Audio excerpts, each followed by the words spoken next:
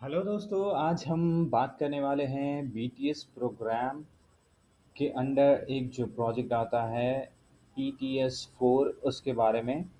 तो जो भी students Indira Gandhi national open university से बीटीएस प्रोग्राम कर रहे हैं उनको एक प्रोजेक्ट सबमिट करना होता है PTS4।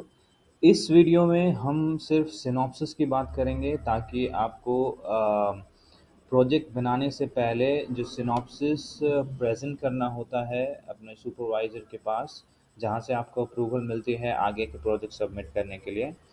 तो मोस्ट ऑफ द स्टूडेंट्स को प्रॉब्लम होता है सबसे पहले सिनॉप्सिस बनाने में, तो आज हम उसी पे बात करेंगे कि how to make the synopsis for PTS4 project. Okay, so let's start.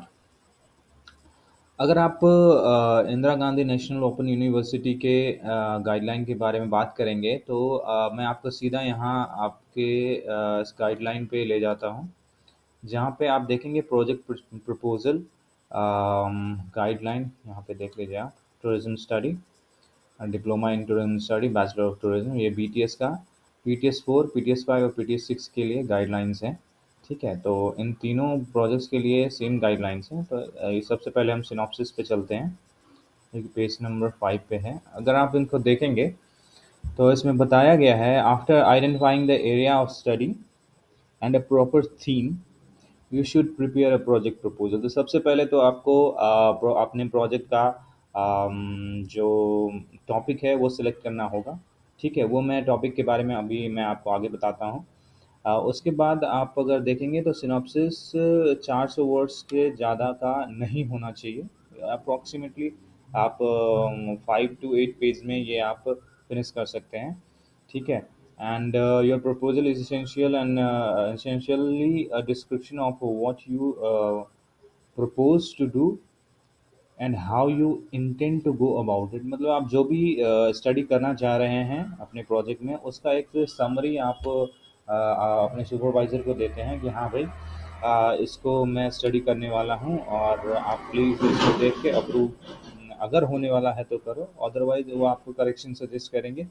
Accordingly आप करेक्शन उसमें करके आप आगे भी दे सकते हैं। तो वो सिनेरियो बाद में है, पहले आपको कैसे बनाना है उस पर फोकस करना है। ठीक है, तो उसके बाद you should outline the objectives of your study. तो ऑब्जेक्टिव्स मेंशन करने हैं।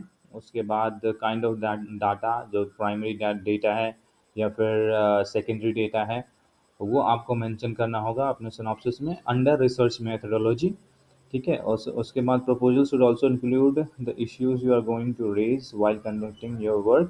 You may also discuss your project proposal with your friends and colleague, your counselor, and any expert in that field that you know about it. So ये basic information है। ठीक है, अब मैं आपको कुछ जो टॉपिक्स हैं वो मैं सिनॉप्सिस की दिखा रहा हूँ। अ, आप अगर एक वेबसाइट है जिस पे मैं आपको ले जा रहा हूँ, और ये वेबसाइट है ignuallproject.com। अगर आप इस पे जाएंगे तो आपको ये प्रोजेक्ट्स के अंदर एक टैब मिलेगा BTS 456, PTS 456 का। यहाँ पे आप क्लिक करेंगे तो आप इस पेज पे आ जाएंगे। अगर आप जो बेसिक इन्फॉर्मेशन है आपको इस पेज पे भी मिल जाएगा, बट मैं यहाँ पे अभी आपको बताने जा रहा हूँ टॉपिक्स के बारे में। तो देखिए, PTS 4 का जो टॉपिक्स है उसमें जो कॉमन टॉपिक्स होते हैं, किस टाइप के टॉपिक्स आपको लेने हैं उसके एग्जांपल्स यहाँ पे हैं। जैसे to study the carpet weaving industry, ये थोड़ा वास्ट टॉपिक हो गया। आप अगर समझना चाह रहे हैं तो पहले ऐसे टॉपिक्स देखिए। Study about monuments of Delhi, so जो भी टूरिज्म मोनूमेंट्स जो दिल्ली के हैं उस पर आप स्टडी कर सकते हैं। ठीक है, जैसे ये हो गया cultural study of Uttarakhand, Uttarakhand के कल्चर के बारे में आप स्टडी कर सकते हैं। उसके बाद culture heritage place in Delhi, so जो भी कल्चर से रिलेटेड स्टडी है वो आप कर सकते हैं इसके अंदर। दूसरा अगर टॉपिक देखें, study of pilgrimage tourism in Hyderabad, तो हैदराबाद के अंदर जो भी पिलिग्रिमेज टूरिज्म प्लेसेस हैं उस पर आप स्टडी कर सकते हैं। ठीक है, और जैसे कि थोड़ा सा डिफरेंट टॉपिक मैं लेता हूँ। अ, जैसे a study of Bekal fort as historic monuments of Kerala, तो एक पर्टिकुलर मॉन्यूमेंट्स पे भी आप ये कर सकते हैं। तो बेसिकली जो कल्चर है, ठीक है, और मॉन्यूमेंट्स हैं और पर्टिकुलर टेम्पल्स हैं, तो ये आप एक निच पकड़ के कोई भी स्टडी कर सकते हैं, ताकि आपका जो स्टडी है ज़्यादा भास्ट ना हो और कम समय में और एक मतलब 40-50 पेज के फाउंडेशन में कंप्लीट हो जाए, बिकॉज़ ये बड़ा कोई प्रोजेक्ट नहीं है, बीटीएस प्रोजेक्ट। तो इसके अंदर आपको ज़्यादा अंदर नहीं जाना है, ठीक है? और ये कुछ पीटीएस 5, पीटीएस 6, तो अभी हम सिर्फ सिनॉप्सिस पीटीएस 4 की बात कर रहे हैं।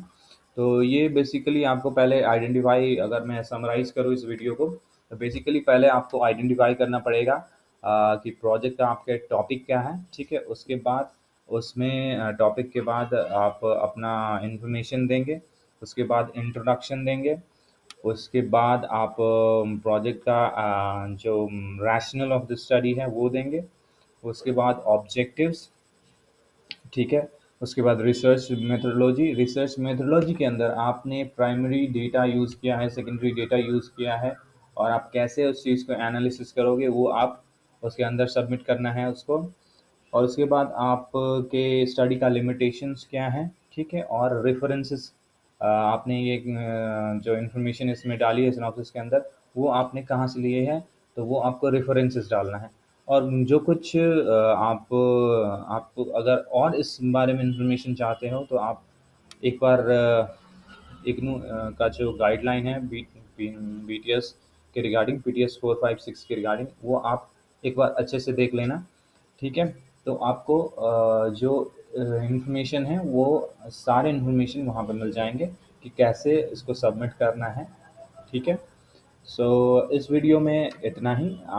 आई होप कि मैंने आपके पीटीएस 4 सिनॉप्सिस के रिगार्डिंग सारे आंसर्स कवर किए हैं। अगर आपको कोई इन्फॉर्मेशन चाहिए या फिर आपको इग्नू का गाइडलाइन चाहिए इस पर्टिकुलर प्रोजेक्ट के रिगार्डिंग, तो प्लीज़ कमेंट करें। Thank you for watching this video. Have a wonderful day.